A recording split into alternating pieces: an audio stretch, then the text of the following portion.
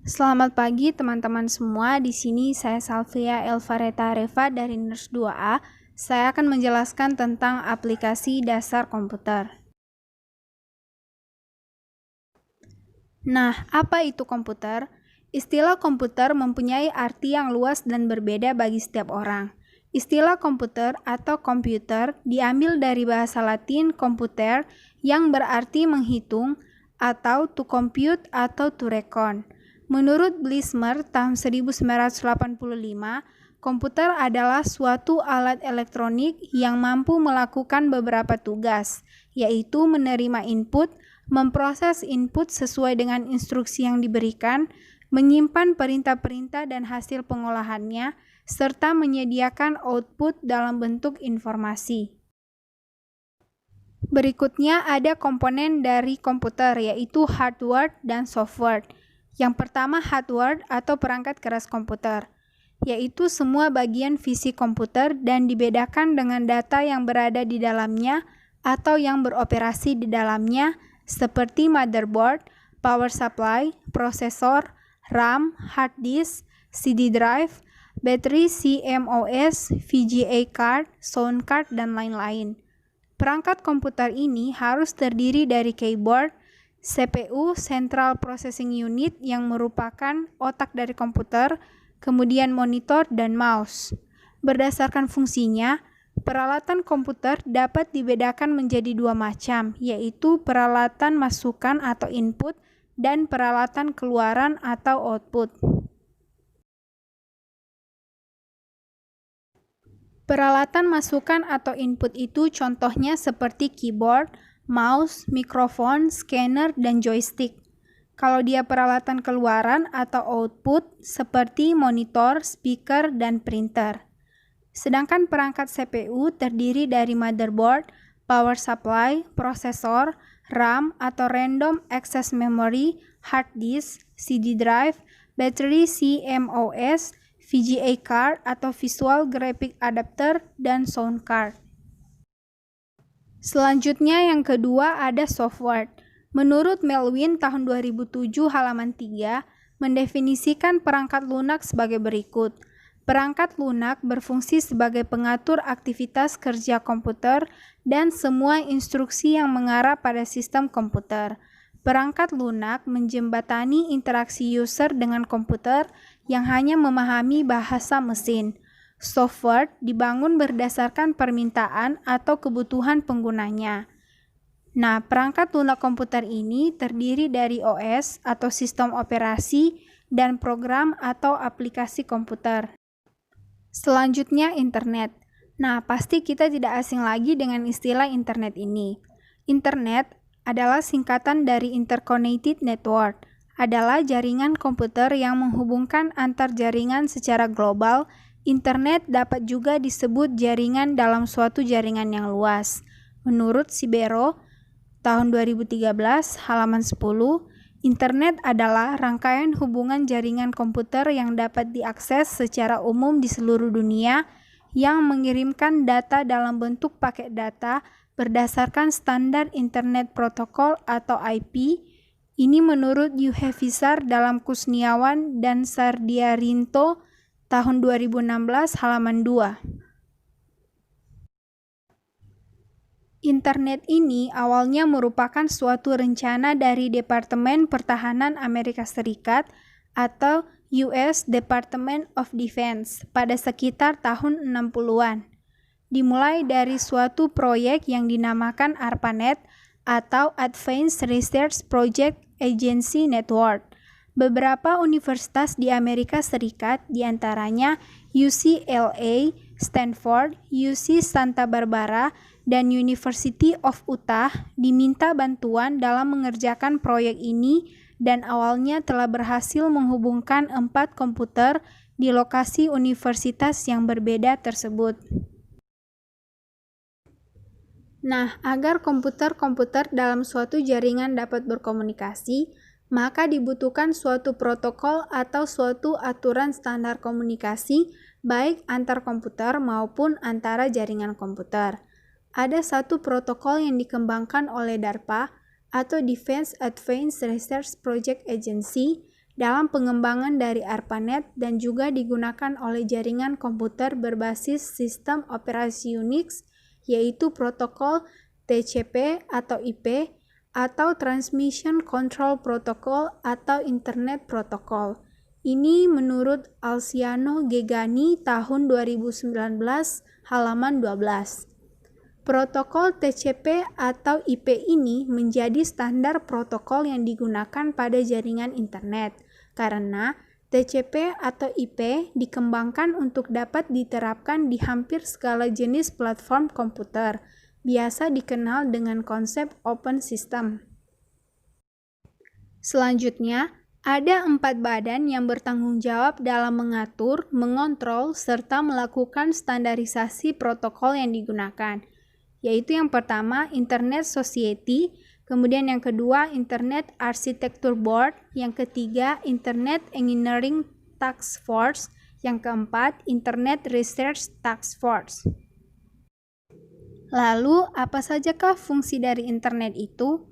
Nah, internet ini memiliki beberapa fungsi penting yang sangat dibutuhkan oleh manusia, khususnya masyarakat urban di dunia saat ini. Berikut adalah beberapa fungsi dari internet. Yang pertama, sebagai media komunikasi. Yang kedua, sebagai media untuk akses informasi. Yang ketiga, sebagai media bertukar sumber daya. Dan yang keempat, sebagai media untuk mengakses berita. Selanjutnya, di sini ada literatur riset, contoh penggunaan dari ProQuest. Apa itu ProQuest? Kemudian, bagaimana sih langkah-langkah mendapatkan artikel di ProQuest? ProQuest LLC adalah perusahaan konten digital dan teknologi global asal Ann Arbor, Michigan, yang didirikan tahun 1938 dengan nama University Microfilms. ProQuest menyediakan solusi, aplikasi, dan produk perpustakaan. Sumber daya dan peralatannya mendukung penelitian dan pembelajaran, penerbitan dan penyebaran informasi, dan perolehan, pengelolaan, dan pengumpulan koleksi perpustakaan. Ini berdasarkan Wikipedia tahun 2018. Nah, di sini teman-teman bisa melihat lambang dari ProQuest. Lalu, bagaimana sih langkah-langkah mendapat artikel di ProQuest itu? Berikut langkah-langkahnya. Yang pertama, buka www.proquest.com. Kemudian yang kedua, klik Begin Your Research. Ketiga, klik ProQuest Subscription. Kemudian yang keempat, masukkan ID dan password untuk login. Kelima, setelah Anda masuk ke database ProQuest, klik pada kolom Basic. Kemudian yang keenam, pada kolom Basic Search, masukkan kata kunci pencarian yang ingin kita cari. Contohnya, kita akan mencari tentang IFRS. Kemudian yang ketujuh, tuliskan International Financial Reporting Standards pada kolom Basic Search. Kemudian kedelapan, kita juga bisa mengubah tempat database yang ingin kita cari, atau kita bisa mengganti kategorinya, atau mengganti tanggal dari data yang dipublish pada kolom date range. Juga membatasi jenis data dari hasil pencarian. Nah, jika kita sudah yakin dengan yang kita cari, kita klik search. Kemudian akan tampil di layar hasil pencarian data yang kita inginkan. Kemudian poin yang ke-11, setelah kita mencari judul yang sudah sesuai, klik pada full text PDF untuk membukanya dalam format PDF. Kemudian untuk menge-save data PDF tersebut, klik pada Save as a Copy. Kemudian yang terakhir, beri judul pada file PDF, kemudian tentukan tempat kita akan menge-save-nya. Terakhir, kita klik OK. Ini menurut Febrian 2011 dalam jurnal Jumria 2019 halaman 21. Nah, teman-teman bisa melihat di layar, beginilah tampilan laman pencarian ProQuest saat kita membukanya melalui website ProQuest, yaitu www.proquest.com.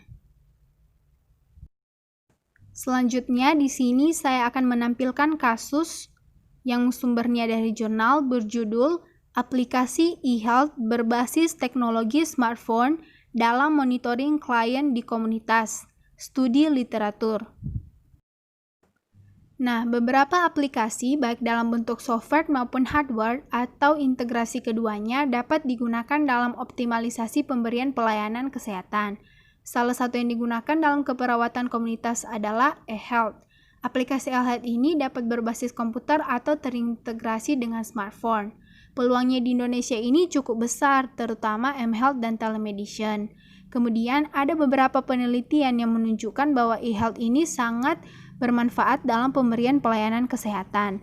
Nah, salah satu bentuk eHealth ini yang berbasis website dan smartphone adalah Remote Mobile Health Monitoring atau RMHM, dan ada aplikasi pencatatan riwayat kesehatan klien yang berbasis internet seperti Personal Health Record atau PHR. Artikel yang digunakan dalam telaah literatur ini diperoleh melalui penelusuran database elektronik yaitu EBSCO, ProQuest, ScienceDirect, Scopus, Springer, dan Google Scholar. Kata kunci yang dipakai seperti Information System in Public Health, eHealth, mHealth, Information System in Community Health Nursing. Kriteria artikel yang digunakan adalah artikel yang dipublikasikan selama periode 2015 sampai dengan 2019. Hasilnya, pertama, definisi eHealth dan mHealth. Istilah eHealth sendiri mencakup aplikasi teknologi informasi dan komunikasi pada sektor pelayanan kesehatan. Menurut World Health Organization atau WHO, mendefinisikan eHealth sebagai penggunaan teknologi informasi dalam bidang kesehatan. Salah satu komponen dari eHealth ini adalah mobile health atau mHealth. Penggunaan mobile health dapat meningkatkan optimalisasi promosi kesehatan baik pada setting sekolah, tempat kerja, maupun masyarakat. Rancangan mobile health memungkinkan masyarakat dapat memelihara kesehatan dan memonitor status kesehatan di rumah pada pasien yang sudah menderita penyakit kronis. Nah, bentuk aplikasi ini salah satunya adalah Remote Mobile Health Monitoring atau RMHM, yang dapat digunakan oleh pasien di rumah dan datanya dapat diakses oleh petugas kesehatan. Desain RMHM terdiri atas 3 bagian, yaitu Portable Terminal, Smartphone, dan Remote Server. Portable Terminal digunakan oleh klien sehingga perubahan fisiologi sekecil apapun dapat terekam dan terdeteksi oleh sistem. Nah, di sini Bluetooth merupakan salah satu komunikasi yang dapat dilakukan oleh Portable Terminal dan smartphone. Rekaman status fisiologis pasien akan muncul di layar smartphone, dengan catatan smartphone tersebut menggunakan aplikasi Android. Jika rekaman data fisiologis klien dalam status membahayakan, maka akan muncul vibrasi dan alarm. Oleh karena smartphone menggunakan sistem Android, maka alarm tadi dapat ditelusuri lokasinya oleh GPS atau Wi-Fi. Data selanjutnya akan masuk ke dalam database web server dan muncul pada display website. Nah, teman-teman bisa melihat di layar gambar pertama merupakan ilustrasi dari penjelasan sebelumnya. Sedangkan gambar yang berikutnya, yang pertama itu adalah sirkuit terminal portable dan yang kedua adalah gambar tampilan kondisi klien. Selanjutnya, Personal Health Record atau PHR. PHR ini merupakan sebuah aplikasi yang memungkinkan pasien mengakses informasi, mengatur, dan berbagi informasi kesehatan secara aman dengan care provider. Jenis-jenis PHR ini cukup banyak. Menurut Archer et al., menjabarkan versi elektronik PHR dapat berbasis internet atau jaringan komputer. Nah, salah satu bentuk dari PHR ini adalah Electronic Medical Record atau EMR. Selanjutnya pembahasan. Aplikasi mobile working ini sangat memungkinkan untuk diterapkan di Indonesia karena staf perawat komunitas yang terbatas, pembagian kerja tim yang belum optimal, luasnya wilayah kerja, serta banyaknya masyarakat yang harus dilayani mengakibatkan efisiensi kerja selama ini belum optimal. Nah, teknologi mobile working ini dapat menjawab tantangan tersebut selama diiringi dengan penyediaan sarana yang memadai. Beberapa studi menunjukkan bahwa pelayanan dan monitoring konvensional dengan tatap muka memiliki banyak hambatan.